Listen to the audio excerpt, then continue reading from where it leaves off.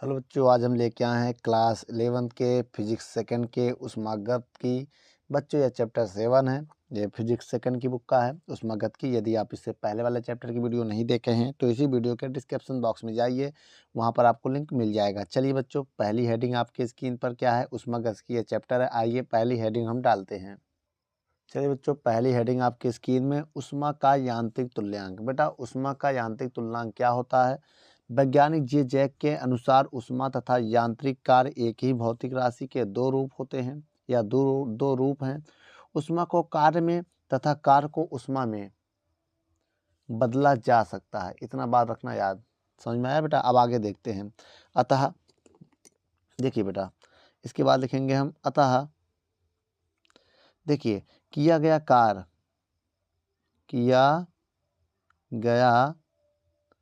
कार्य अतः किया गया कार्य, ठीक है, उत्पन्न ऊष्मा, किया गया कार्य उत्पन्न ऊष्मा के अनुक्रमानुपाती होता है। के क्या होता बेटा? अनुक्रमानुपाती होता है ना, होता है। इसके बाद समझो, इसका मतलब बेटा जो W है वो अनुक्रमानुपाती होगा ऊष्मा का। देखो लिखा है ना, किया गया कार्य। देखो किया गया कार्य ये हो गया, ये चीज़ ये हो गया, और ऊष्मा के देखो ये ऊष्मा क्या है, ये हो गया। तो किया गया कार्य ऊष्मा के क्या हो गया? अनुक्रमानुपाती हो गया। जब यहाँ पर हम अनुक्रमानुपाती हटाएंगे तो कांस्टेंट में यहाँ जे आएगा। जे का मतलब क्या होता है बेटा? जे एक नियतांक होता है। क्या है? जे कहाँ है? यहाँ पर जे क्या है? जे को यहाँ लिख सकते हैं हम, जहाँ जे एक नियतांक है, एक नियतांक है। ठीक बच्चों? ठीक बेटा, जहाँ पर जे एक नियतांक है। अब आगे देखते हैं।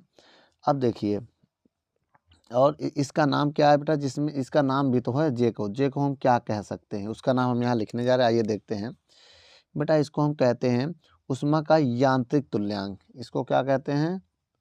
ऊष्मा का यांत्रिक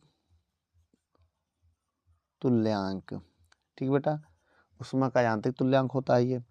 अब देखिए, अगर यहाँ से जे का मान निकालें हम तो क्यू डब्लू के बटे में चला जाएगा। किसके बटे में? डब्लू के बटे में चला जाएगा। तो ये जे बराबर फार्मूला आएगा। क्या आ जाएगा? ये जे बराबर फार्मूला आ गया। अब यहाँ पर अगर ये समझो, अगर क्यू की वैल्यू 1 किलो कैलोरी जाए, इफ़ देखना, इफ़ यदि क्यू बराबर 1 हो जाए, क्या हो जाए? 1 किलो कैलोरी,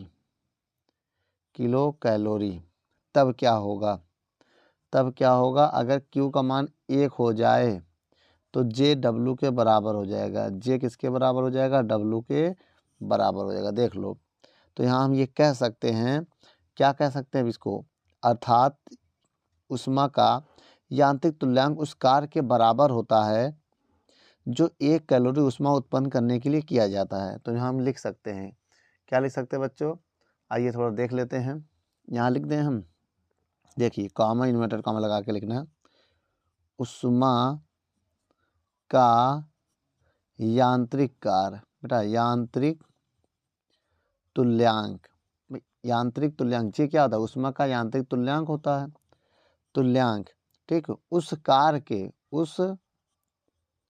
कार्य के बराबर होता है,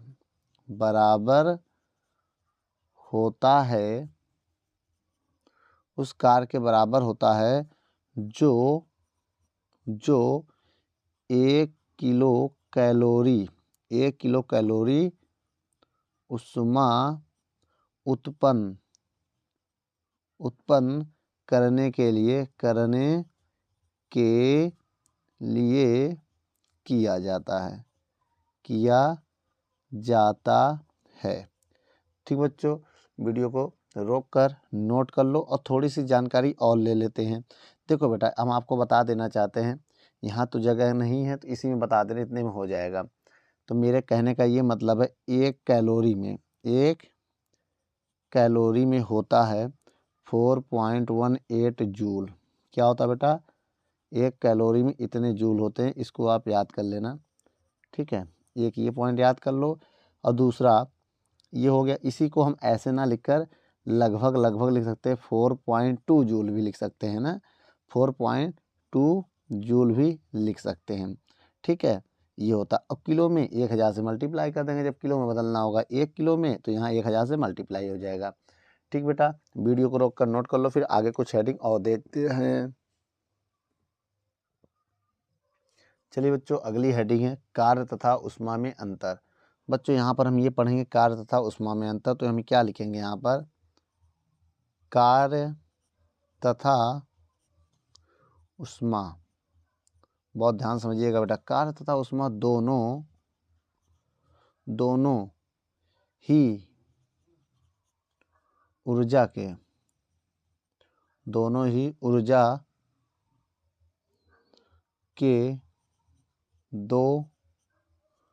रूप होते हैं, परंतु समझिएगा, इसमें मुख्य अंतर होता है। क्या होता है बेटा, मुख्य अंतर यह होता है बेटा, इसमें मुख्य अंतर यह होता है कि कार्य एक व्यवस्थित ऊर्जा है, ऊष्मा एक अव्यवस्थित ऊर्जा है। समझ में आया? मुख्य अंतर यह होता है कि कार्य एक व्यवस्थित ऊर्जा होती है, कार्य एक व्यवस्थित ऊर्जा है। ठीक है, तथा ऊष्मा ना, तो कार्य व्यवस्थित ऊर्जा है तथा ऊष्मा अव्यवस्थित ऊर्जा है, अव्यवस्थित ऊर्जा है।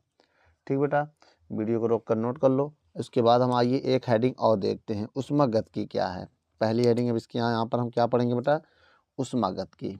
क्या पढ़ेंगे, ऊष्मागतिकी, थर्मोडायनेमिक्स से बोलते हैं हम लोग। क्या बोलते हैं बेटा, थर्मोडायनेमिक्स। आइए यहाँ पर लिख दे रहे हैं, थर्मोडायनेमिक। ठीक है, थर्मोडायनेमिक्स। अब देखिए बेटा, अब यहाँ डिफिनेशन हम लिखेंगे ऊष्मागतिकी के। चलिए बच्चों, इसकी आइए डिफिनेशन लिखते हैं। देखो बेटा कैसे लिखेंगे, विज्ञान की वह शाखा जिसके अंतर्गत ऊष्मा तथा यांत्रिक ठीक बेटा, यांत्रिक कार्यों में या यांत्रिक कार्य में परस्पर संबंध का अध्ययन किया जाता है, अध्ययन किया जाता है या अध्ययन किया जाता है, या एक ही बार लिख सकते हैं, अध्ययन।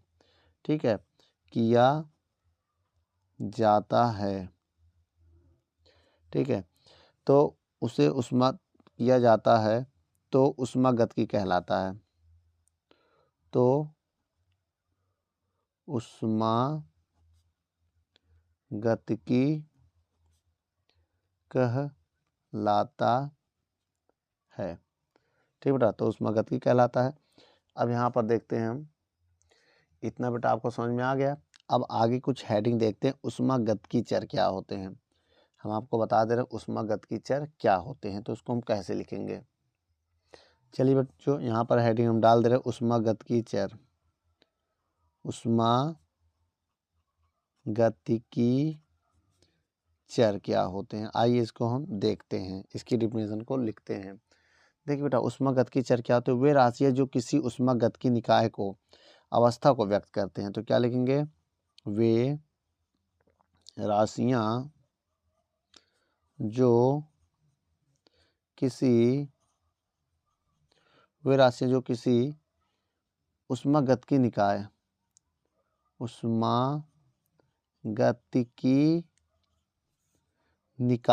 मेरी बात समझिएगा, निकाय की अवस्था को व्यक्त करते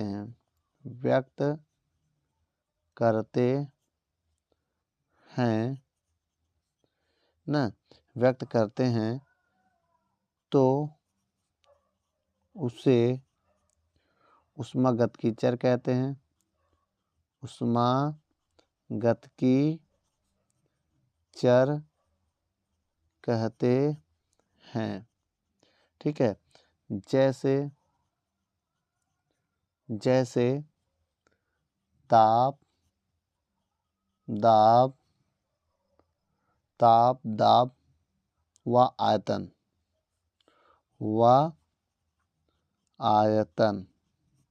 ठीक बेटा, ये सब ऊष्मागतिकी चर हैं। क्या हैं? ऊष्मागतिकी चर होते हैं। कौन कौन से? ताप, दाब व आयतन, ये सब ऊष्मागतिकी के चर होते हैं। ठीक बेटा, वीडियो को रोक कर नोट कर लो, फिर आगे हम कुछ हेडिंग और देखते हैं।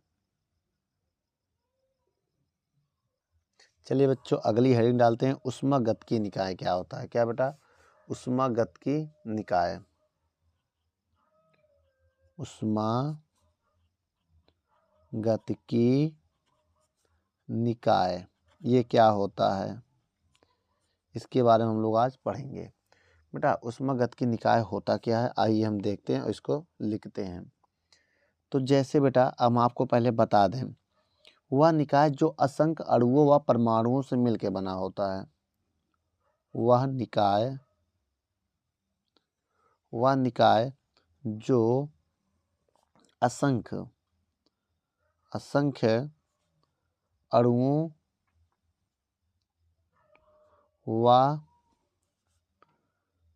परमाणुओं से मिलकर बना होता है। परमाणुओं से मिलकर बताना बेटा ना, अणुओं व परमाणुओं से मिलकर बना होता है तथा एक निश्चित, समझ में आया, निश्चित पर सीमा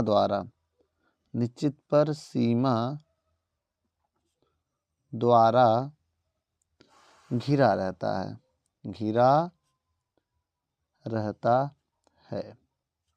ठीक, निश्चित परिसीमा द्वारा घिरा रहता है बेटा। अब आगे समझिए, तथा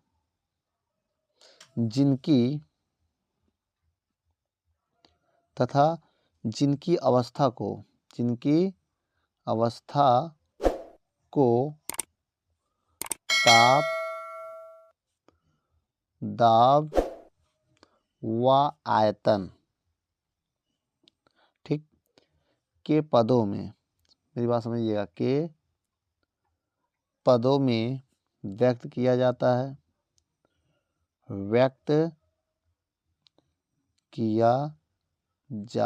है। ठीक है, व्यक्त किया जाता है, उसे ऊष्मागतिकी निकाय कहते हैं।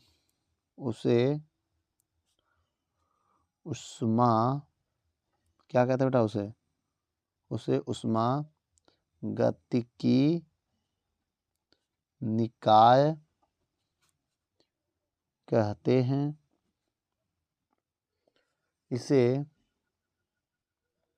इसे जैसे, या इसे काट दो, लिखो जैसे में देखो, सिलेंडर से भरी गैस,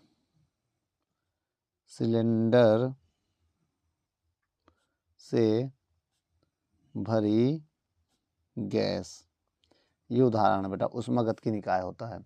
चलिए बच्चों, अब आगे हेडिंग देख लेते हैं एक और, तापीय साम्य क्या होता है। क्या बेटा, तापीय साम्य। ठीक बेटा, थर्मल इक्विलिब्रियम कहते हैं इसे। क्या कहते हैं? थर्मल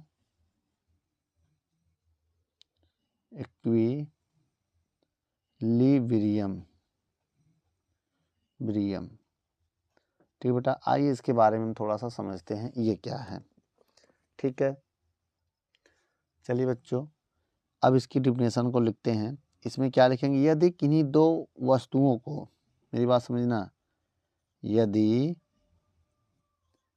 किन्हीं दो वस्तुओं को समझ रहे हो ना बेटा? यदि किन्हीं दो वस्तुओं को परस्पर संपर्क में रखने से उनके बीच उष्मा का आदान प्रदान ना हो, आदान प्रदान ना हो, तो ऐसी वस्तुएं तापीय साम्य में कहलाती हैं। तो वस्तुएं क्या बेटा? वस्तुएं तापीय साम्य में कहलाती है। साम्य में कहलाती हैं। तो वस्तुएं तापीय साम्य में कहलाती। बेटा वीडियो को रोककर नोट कर लो, फिर इसके बाद हम आगे देखते हैं। चलिए बच्चों, अगली हेडिंग है उष्मागतिकी का शून्यांकी या शून्यवां नियम भी कहते हैं। Zero law of thermodynamics. समझ में आया? इसको क्या बोलते हैं बेटा? Zero law of thermodynamics.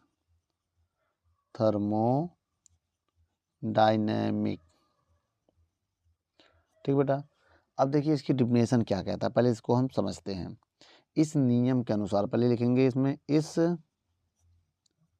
नियम के अनुसार इस नियम के अनुसार क्या लगाएंगे? अब कॉमा, इन्वर्टेड कॉमा लगा दिया। अब यहां देखो, लिखो यदि दो उष्मागतिकी निकाय, यदि दो उष्मागतिकी निकाय, अभी बताया था उष्मागतिकी निकाय क्या होता है बेटा? उष्मागतिकी निकाय किसी तीसरे उष्मागतिकी निकाय के उष्मागतिकी निकाय के साथ तापीय साम्य है। तापीय साम्य में है। अभी बताया था तापीय साम्य क्या होता है। इससे ऊपर देखो ना, क्या बताया था बेटा? तापीय साम्य का मतलब यदि किन्हीं दो वस्तुओं को संपर्क में रखते हैं तो उनके बीच उष्मा का आदान प्रदान ना हो, तो वह तापीय साम्य में होते हैं। तो वही बात ये कह रहा, तापीय साम्य में हो ना, तापीय साम्य में है तो वे परस्पर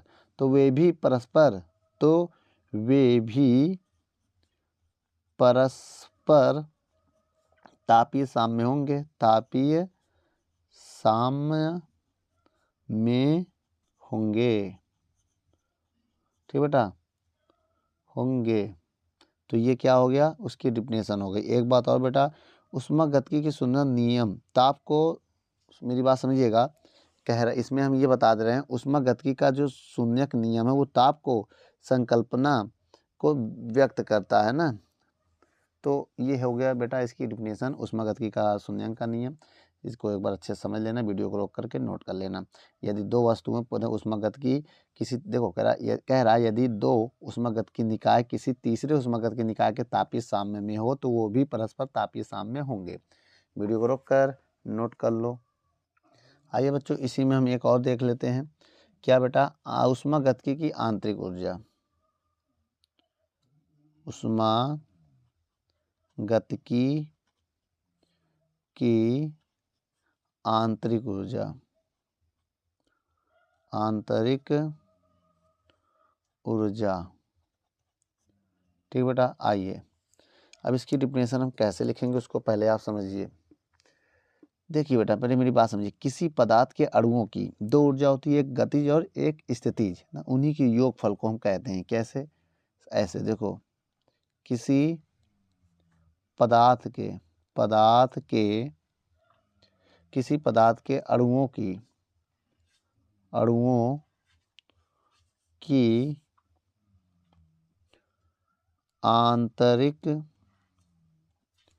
समझना मेरी बात, आंतरिक गतिज ऊर्जा, आंतरिक गतिज ऊर्जा और आंतरिक स्थितिज ऊर्जा और आंतरिक स्थितिज ऊर्जा के योग को क्या कहते हैं? उस पदार्थ की आंतरिक ऊर्जा कहते हैं। योग को उस पदार्थ की आंतरिक ऊर्जा कहते हैं, आंतरिक ऊर्जा कहते हैं। अब आगे देखते हैं। अब उसके बाद समझिए बेटा, ये हो गया आंतरिक ऊर्जा। इसे यू से प्रदर्शित करते हैं, लिख सकते हो, इसे यू से प्रदर्शित करते हैं, तो अब आगे देखेंगे बेटा। अब इसके थोड़ा सा जानकारी है। देखिए बेटा, किसी निकाय की आंतरिक ऊर्जा केवल निकाय की अवस्था पर निर्भर करती है, याद रखना। इसीलिए निकाय की आंतरिक ऊर्जा को अवस्था फलन या अद्वितीय फलन भी कहते हैं। अब आइए नोट करके आगे देख लेते हैं इसी में। अब यहीं से देखो थोड़ी जानकारी है। किसी निकाय की ठीक है, आंतरिक ऊर्जा जो होती है, कौन सी ऊर्जा? आंतरिक ऊर्जा, समझ में आया? आंतरिक ऊर्जा केवल किसके? निकाय की अवस्था पर, निकाय की अवस्था पर निर्भर करती है। अच्छा ये बताओ बेटा, जब उस पर अवस्था पर निर्भर करती है, इससे पहले हमने निकाय की अवस्था भी बताई थी ना? हाँ बताई थी ना, उसको अच्छे से पढ़ लेना। तो अवस्था पर निर्भर करती है ना, इसलिए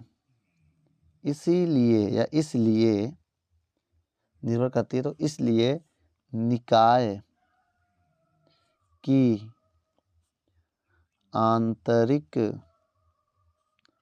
ऊर्जा को क्या कहते हैं? अवस्था फलन,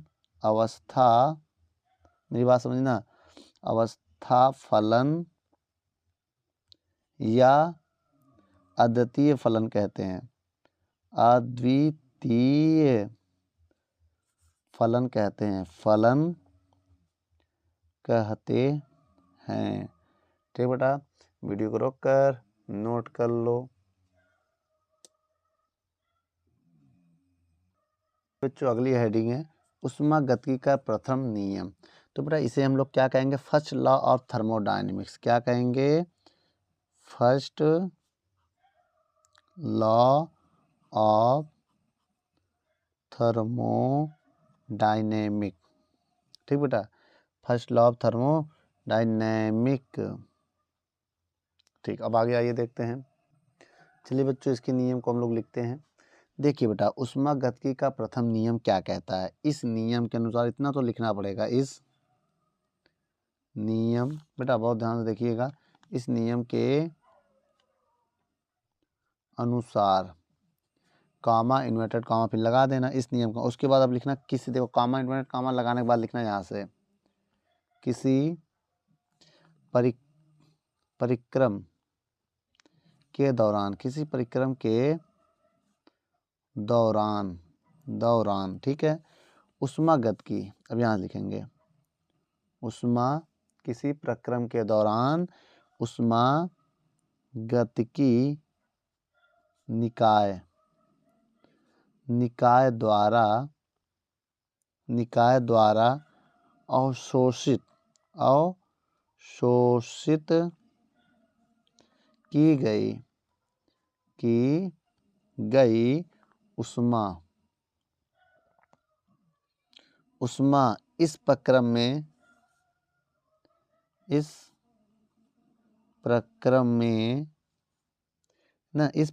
में प्रक्रम भी लिख सकते हैं, परिक्रम भी लिख सकते हैं, परिक्रम नहीं उसे प्रक्रम होता है।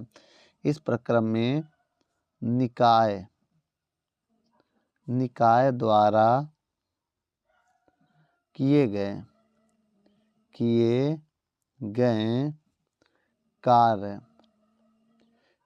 कार्य तथा मेरी बात समझिएगा, तथा निकाय की आंतरिक ऊर्जा में वृद्धि के योग के बराबर होता है। समझ में आया? देखो अब इतना समझो, यहाँ पर लिखा है इस नियम के अनुसार किसी परिक्रम के दौरान ऊष्मागतिकी निकाय द्वारा अवशोषित की गई ऊष्मा और इस प्रक्रम में निकाय द्वारा किए गए कार्य का योगफल उसकी आंतरिक ऊर्जा के बराबर होता है। समझ में गया?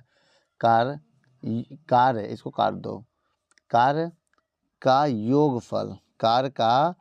योगफल ना, या तो ऐसे मत लिखो, मेरी बात समझो कैसे लिखेंगे। अब या अंतर लिख सकते हैं ना। देखिए मेरी बात समझिए, इस नियम के अनुसार किसी परिक्रम के दौरान है ना ऊष्मागतिकी निकाय द्वारा अवशोषित की गई ऊष्मा इस प्रक्रम में निकाय द्वारा किए गए कार्य, देखो अब यहाँ कॉमा लगा दो, ऊष्मा अलग हो गया, इस प्रक्रम में निकाय तथा, अब तथा लिख दो, तथा। समझ में आया बेटा? अब इसके बाद हम क्या लिखेंगे, किए गए कार्य तथा निकाय के, देखो बेटा, निकाय की आंतरिक ऊर्जा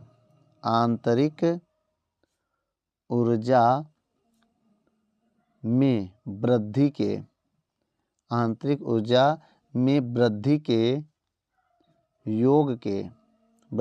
योग के बराबर होता है। वृद्धि के योग के बराबर होता है। अब यहाँ पर बंद कर देना। अब देखो यही चीज़ हम दिखाना चाहते हैं। अब मेरी बात समझना, जो Q है ये हो गया बेटा, ये Q हो गया, यहाँ लिख दे रहे हैं हम, ये Q हो गया मेरा। अब यहाँ ब्लैक पेन से लिखेंगे जाके समझ में आए। ये Q हो गया बेटा, और ये तथा है, ठीक है। अब ये Q हो गया, अब किया गया कार्य क्या होगा बेटा, W होगा। क्या होगा? W होगा। तो अब यहाँ पर बेटा ये चीज़ जो है W है, ये W हो गया। और आंतरिक ऊर्जा में वृद्धि क्या हो गई बेटा, आंतरिक ऊर्जा में वृद्धि हो गई डेल्टा U। मेरी बात समझिएगा, आंतरिक ऊर्जा में वृद्धि जो होता है वो डेल्टा U होता है।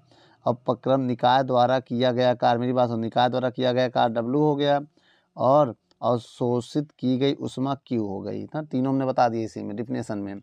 अब देखिए जो Q होगा वो किसके बराबर होगा, डेल्टा U प्लस W के।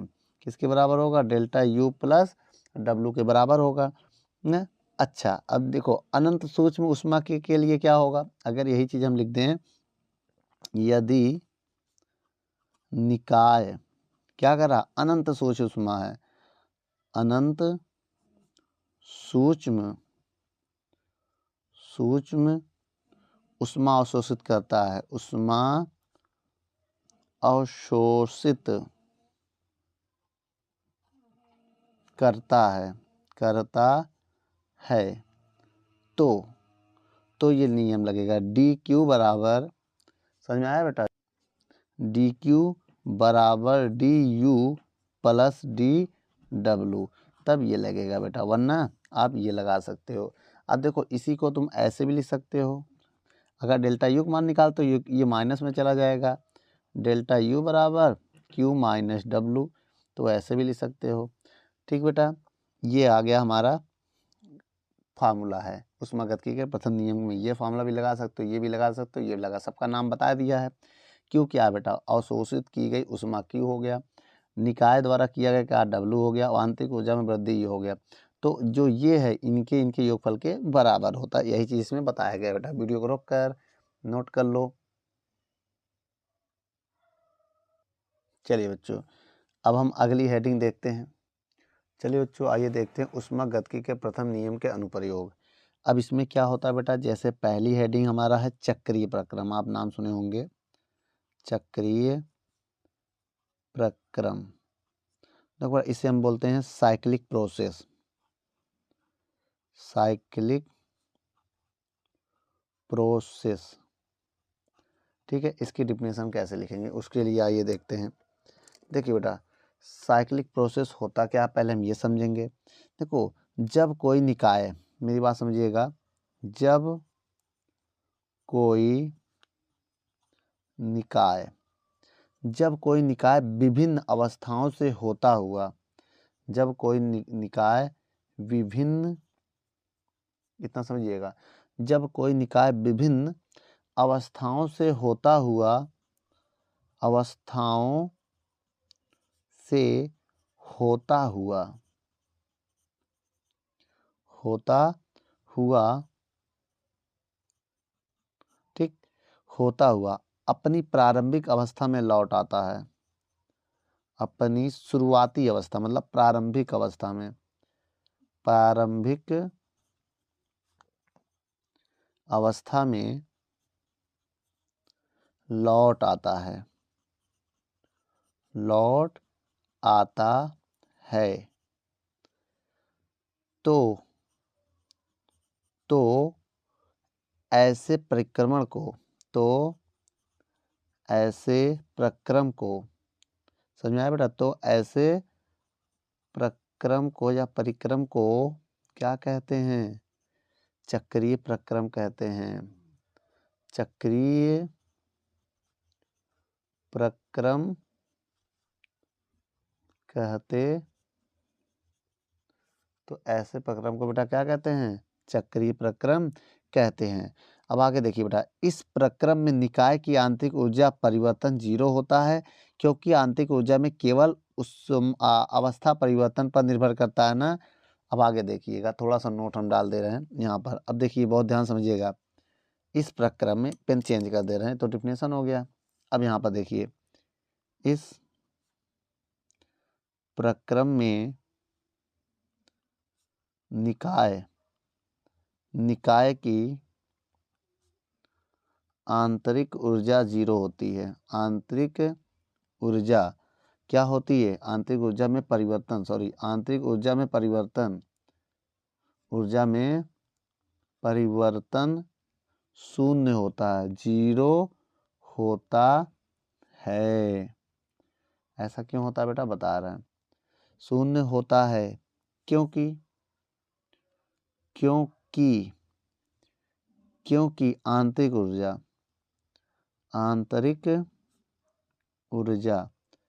क्योंकि आंतरिक ऊर्जा केवल अवस्था परिवर्तन,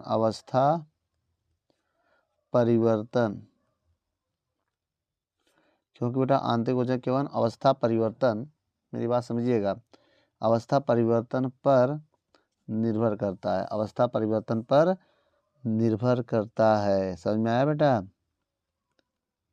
निर्भर करता है। अब बताओ, उस देखो, इतना करने के बाद, इसके करने के बाद क्या लिखेंगे हम, ऊष्मागतिकी के प्रथम नियम से। अब हल करने जा रहे हैं, बहुत ध्यान देखना, ऊष्मागतिकी के प्रथम नियम से। क्या था बेटा ऊष्मागतिकी का प्रथम नियम, Q बराबर डेल्टा U प्लस W।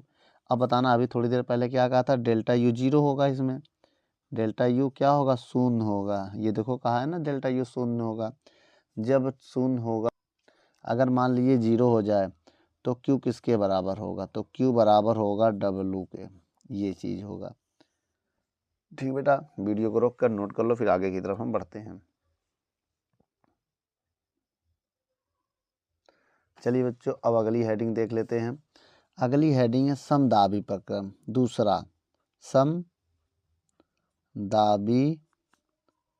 प्रक्रम ना। इसको हम क्या कहेंगे बेटा इंग्लिश में, आइसोबारिक प्रोसेस। ठीक है, अब मेरी बात समझिए, इसकी डिफिनेशन कैसे लिखेंगे, आइए इसकी डिफिनेशन हम देखते हैं। वह प्रक्रम, देखिए इसमें लिखेंगे वह प्रक्रम जिसमें दाब निश्चित होता है, ठीक है। वह प्रक्रम, आइए बच्चों देखते हैं क्या लिखेंगे बेटा। वह प्रक्रम जिसमें निकाय का दाब स्थित होता है, निकाय का दाब स्थित होता है या स्थिर होता है ना, स्थिर होता है। अच्छा ठीक है, उसे समदाबी प्रक्रम कहते हैं। क्या पता, समदाबीय या समदाबीय, या लिखो तो समदाबी प्रक्रम कहते हैं। अब उसके बाद देखो, जैसे जल का उबलना या जल का जमना या भाप का बनना आदि, जैसे हाँ बताना मेरी बात बेटा, जैसे जल का उबलना ना, जब जल उबलता है, उबलना पहला एग्जाम्पल हो गया। दूसरा जल का जमना, जल का जमना बर्फ बनना वाला हो गया ना। भाप का बनना, भाप का बनना आदि, ठीक बेटा। अब इस प्रक्रम में डेल्टा पी का मान 0 भी होता है, याद रखना भाई। इस प्रक्रम में क्या होता है, डेल्टा पी का मान 0 होता है। समदाबी प्रक्रम में डेल्टा पी का मान 0 होता है, इतना याद रखना। अब आइए अगली हेडिंग हम लोग देखते हैं। इसी में क्या है, तीसरी हेडिंग हमारी, जिसे बोलते हैं सम आयतनिक, सम आयतनिक, आयतनिक समदाबी और समायतनिक प्रक्रम। इसको क्या बोलेंगे बेटा इंग्लिश में, आइसोथर्मिक प्रोसेस, नहीं नहीं नहीं नहीं,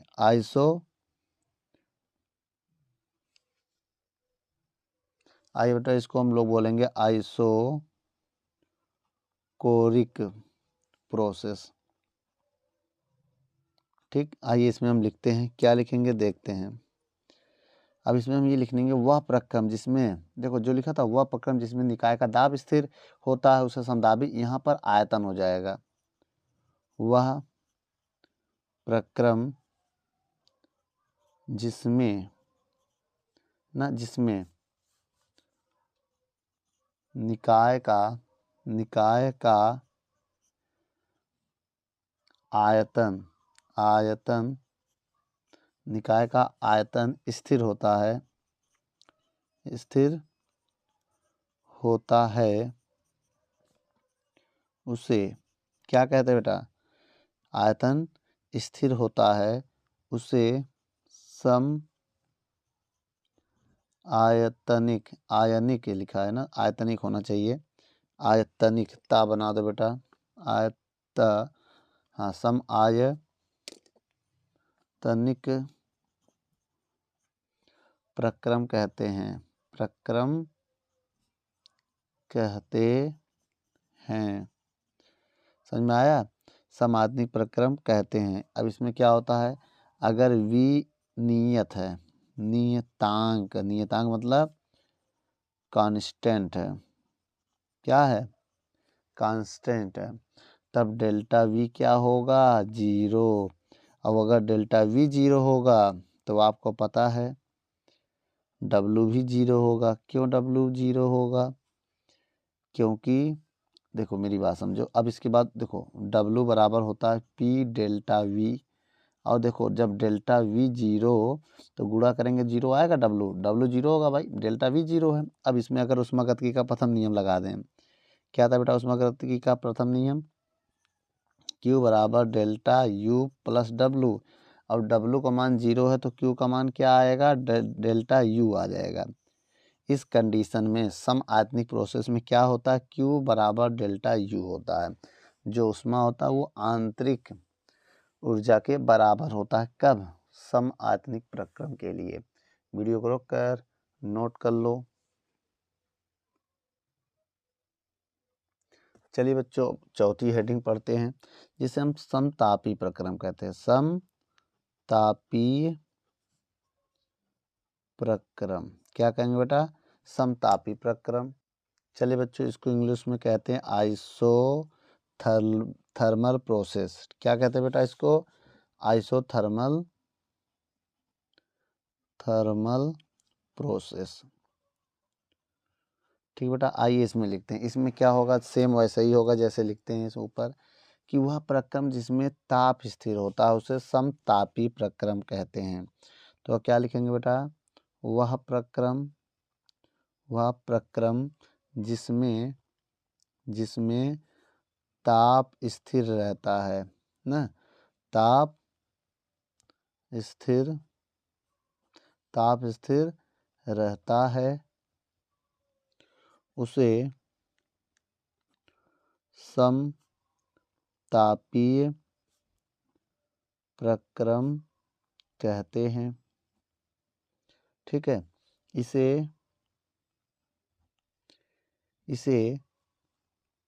समझ में आया? समतापी प्रक्रम कहते हैं इसे। डेल्टा देखो ना, या तो इसमें डेल्टा टी बराबर 0 होता है, याद रखना बेटा, इसमें डेल्टा टी बराबर 0 होगा। अगर हम यहाँ ऊष्मागतिकी का प्रथम नियम लगाएं, मेरी बात समझिएगा। अब देखिए बेटा, अब यहाँ देखिए आदर्श गैस की आंतरिक ऊर्जा केवल ताप पर निर्भर करती है ना, इस वजह से बेटा आदर्श गैस के लिए डेल्टा यू 0 होता है ना। देखो बेटा यहाँ लिख दे रहे हैं, नोट लिख के, आदर्श गैस की आंतरिक ऊर्जा केवल ताप पर निर्भर करती है, ताप पर निर्भर करती है। इसलिए बेटा डेल्टा यू क्या होगा? 0 होगा। डेल्टा यू अगर 0 होगा तो ऊष्मागतिकी का प्रथम समीकरण क्या होता है बेटा? डेल्टा नहीं क्यू बराबर डेल्टा यू प्लस डब्लू। अगर बेटा यू 0 है, यहाँ 0 कर दोगे तो डेल्टा, मेरी बात समझिएगा, डेल्टा यू तो 0 हो जाएगा, तो क्यू बराबर डब्लू हो जाएगा। क्योंकि जब ये 0 हो जाएगा तो छोड़ देंगे तो क्यू किसके बराबर हो जाएगा? डब्लू के बराबर।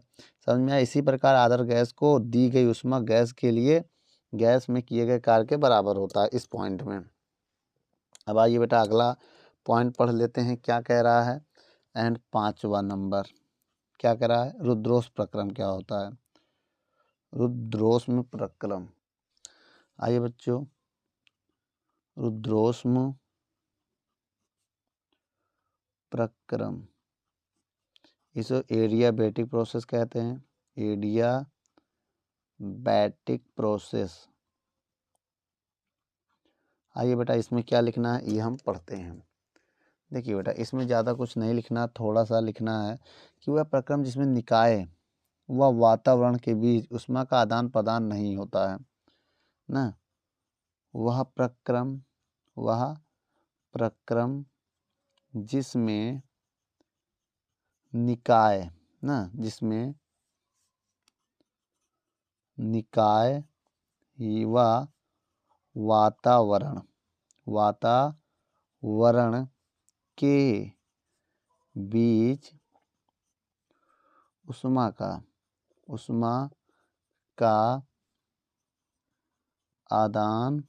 का आदान प्रदान नहीं होता है, उसे रुद्रोष्म प्रक्रम कहते हैं। रुद्रोष्म प्रक्रम कहते हैं। उसे क्या कहते हैं बेटा? रुद्रोष्म प्रक्रम कहते हैं। बेटा इसमें डेल्टा क्यू, इसमें क्यू क्या होता है? 0। बहुत मेरी बात समझिए, इसमें क्यू क्या होता है? 0 होता है। क्यू अगर 0 हो गया तो ऊष्मागतिकी का प्रथम नियम लगाएंगे। क्या होता है ऊष्मागतिकी का प्रथम नियम, बता सकते हो? क्यू बराबर डेल्टा यू प्लस डब्लू। जब ये क्यू ही 0 हो जाएगा तब क्या होगा? अब यहाँ पर होगा, चलिए बच्चों थोड़ा सा इसको नोट कर लो, फिर आगे हम थोड़ा इसके वर्णन करते हैं। अगर Q 0 हो गया तो 0 बराबर डेल्टा U प्लस W होगा। अगर हम इसको इधर भेजें या W को इधर भेज दें तो डेल्टा U बराबर माइनस W होगा। तो ये हो गया फार्मूला। लेकिन माइनस कब लगता है, प्लस कब लगता है, इसका एक थोड़ा सा फंडा है, नोट कर लो फिर हम बताते हैं आगे। अब यहाँ पर नोट डालना, थोड़ा सा नोट बहुत ज़रूरी है नोट समझने के लिए। देखिए यदि कार्य निकाय पर, देखो मेरी बात समझना, यहाँ पर ये लिखना है यदि कार्य निकाय पर किया जाता है, किसमें, निकाय पर किया जाता है, यही पॉइंट है बेटा। यदि कार्य निकाय पर किया जाता है तो W को आप माइनस में लिखोगे, तो वर्ग को किस में लिखोगे, माइनस में।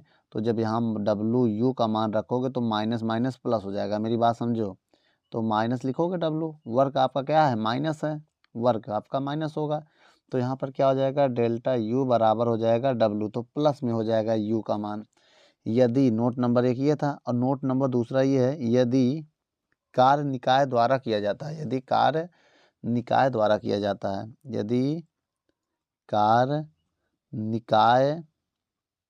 निकाय द्वारा किया जाता है, निकाय पर नहीं, निकाय द्वारा किया जाता है, तब क्या होगा बेटा, तब वर्ग जो आपका होगा वो प्लस में लेंगे, किस में लेंगे, प्लस में। तो वहाँ जब डेल्टा U का मान माइनस की जगह अगर प्लस में रखेंगे तो प्लस माइनस माइनस, तो डेल्टा U बराबर प्लस का ही W आएगा।